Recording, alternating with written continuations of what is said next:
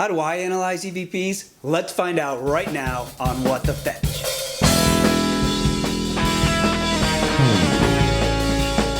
Hey Weirdos, I'm Grant. This is the 5th video in my series of 5 videos where I discuss EVPs. Here I go, hopefully for the last time. EVP stands for Electronic Voice Phenomena. It's when you capture a voice or noise on an electronic device that wasn't present at the time it was captured. Okay, so you know what an EVP is and why they're important, you've got the right equipment for your needs, you know how to talk to them properly, and now it's time for the big payoff. Time to analyze. Now, to be honest, you could simply hold the recorder up to your ear and listen to it, and if the EVP is clear enough, you're good to go. But that's typically not the case. Here are some tips on how to take it to the next level. First off, put that sucker on a computer. This will allow you to store the EVP and back it up so you don't lose it. It'll also make it much easier for you to share that EVP with other people to get a second opinion on what it might be saying and the implications of what it might be saying. Having it on the computer will also make it much easier to analyze it. Now, this is normally an easy process when it comes to digital recorders. Simply plug the USB in and copy the file onto your computer. With analog, it's a little bit trickier. You're gonna need one of these babies. It's a auxiliary cord and it's got a stereo headphone jack on each end. Simply plug one end into the headphone jack of your analog recorder and the other end into your mic input on your computer. Then you're gonna wanna set the volume on your recorder to about 70%. Then on your computer, simply hit record on whatever audio recording software you use. Once that's all set, hit play on your audio recorder and let it rip. Now that you've got the file on your computer, it's going to be way easier to analyze. Now most of these audio recordings are going to be pretty long, so make sure you take frequent breaks to keep your mind sharp and focused. I also suggest not multitasking. A lot of people like to check their email or surf the internet while they're doing this, and it just makes it way too easy to lose your focus. So plop yourself down in a comfortable spot, free from distractions. Throw on some good quality headphones so you can hear everything clearly in the recording. Grab yourself a notebook, a pencil, some snacks and a drink, and you're ready to go. Once you find a potential EVP, grab that notebook and pencil, jot down the file name, time, duration, and who, if anyone, was present when it was recorded. Also take note if the EVP is unclear and requires any kind of filtering. Now, when it comes to filtering an EVP, you're gonna need some software. Pretty much any audio software will do.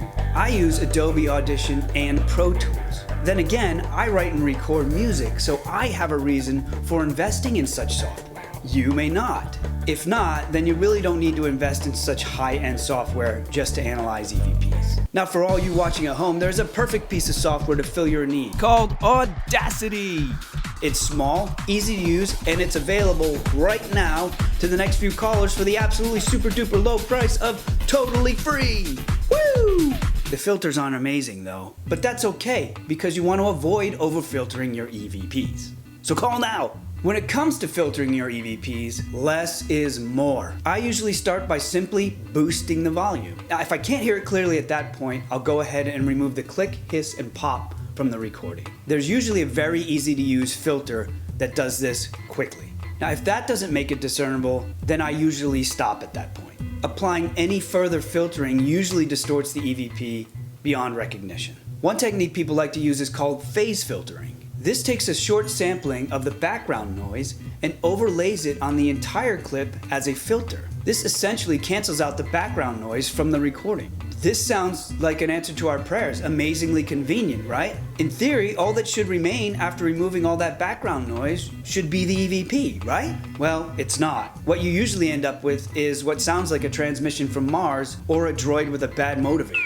Therefore, I suggest not phase filtering at all. Now, there are some subtle things you can listen for to help identify if the sound is an EVP and not from some other mundane source. There is a phenomenon I call bracketing. Bracketing is usually more pronounced on analog recorders than it is on digital. Shortly before and after an EVP, you may hear a small sound. It's usually a click or a small thud or a short quiet patch of static. Either way, the initial sound will always be of the same type as the closing sound. Essentially, you'll hear the opening bracket, the EVP, and then a closing bracket. If you catch brackets around an EVP, it should help you feel like you've got something a little more legit.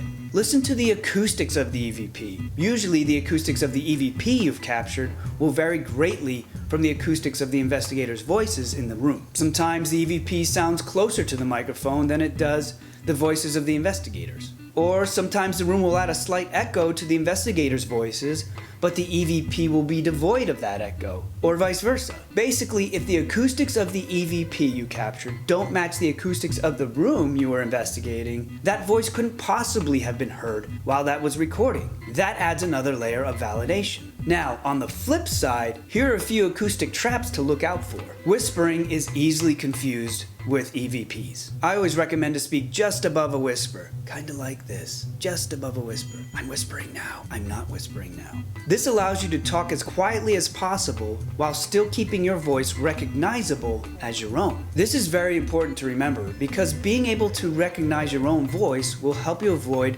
acoustic traps, such as sound refraction. Now, as we all know, sound travels in waves, but the direction of that sound is in 90-degree angles to those waves. Now, after a hot day, there's cool air near the ground and warm air up in the sky.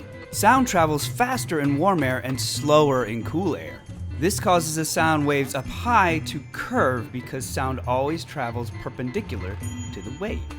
This effect makes sounds that are further away sound closer than they actually are. So always be aware of this phenomenon. Get some control recordings and be suspicious of every sound you hear. Dome ceilings present a unique problem. Be very leery of them. If two people stand in the sweet spots on opposite ends of a dome and speak at any level, it's going to sound as if they are directly next to each other. In addition to just hearing the sound coming from across the room, like a billiard ball bouncing off a pool table, that sound's going to reflect off the ceiling and down to the listener. And that's going to do that multiple times, so it's going to magnify the effect of the sound, and it'll be much louder than just hearing you from across the room. The best way to counter this is to put a second recorder on the exact opposite side of the room from any recorder you may have placed in there. This way you can validate if you've actually caught EVPs or if they're just sounds being magnified from the other side of the dome. Now, air ducts are excellent at transporting sound. I don't know how many cases I've been on where the cause for the activity was actually sound traveling through an air duct to behind a couch or a bed. Always be aware of the placement of the air ducts in a home, especially behind and underneath furniture, and especially in duplexes or apartments. Anyone who's investigated at all is aware of this one. Be leery of rumbling stomachs. Now, I can't count how many Cheeseburger Demons people have captured on investigations, all because they were too shy to tag it. Now, this is not the time to be coy. If you cough, burp, or fart, make a bodily noise, own up to it. We all do it, part of who we are. It's biology. Plus, if you happen to crack one off on an investigation, it'll lighten the mood. Just give people a heads up so they don't think there's a demon invasion, okay? Now that you've ruled all of those out and you've filtered your EVP, it's ready to go. The very last step is the most important though. Share your EVP with at least 5 other people. Don't tell them what you hear, or that it's a little girl's voice, for example. Don't even tell them the conditions of the case. Just tell them when to expect it, have them listen to it several times so they can come to their own conclusion. They need to be free to be as objective as possible. Now, if they hear the same thing as you, this will validate not only the quality of the EVP, but your ear as an audio evidence reviewer. So there you have it. Simple, right? The more you do it, the more you'll learn. Just remember to take your Tums to avoid those Cheeseburger Demons. Now, do you have any tips or tricks when it comes to reviewing audio evidence? What software do you use? Leave a comment down below and let us all know. Don't forget to like, subscribe, hit that notification bell, and please share this channel with your teams, your friends, and your family. Just not Uncle Fred. Thanks for stopping by, guys. Stay weird.